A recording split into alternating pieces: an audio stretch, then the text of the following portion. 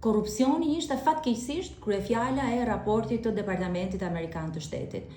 Korrupsioni që ndikon sot në ekonomi e që lidhet me ekonominë, që ka bërë që 1/4 e ekonomisë sot tjetë informale, edhe prej pastrimit të parave, edhe kriminalizimit të ekonomisë.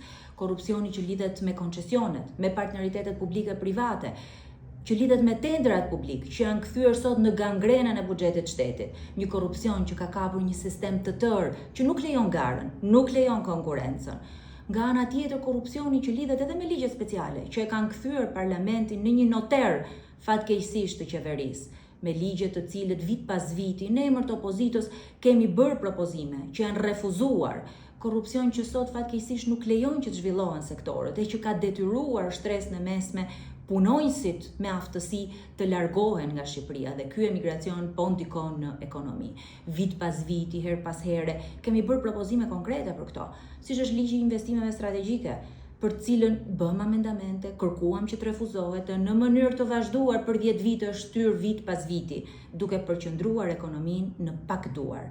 Ligji i analizës investimeve të huaja, përsëri bëm propozime, me kërkesë edhe Departamenti Amerikan Shtet, u refuzua nga qeveria. E të gjitha këto lidhen njëkohësisht dhe me procesin e integrimit.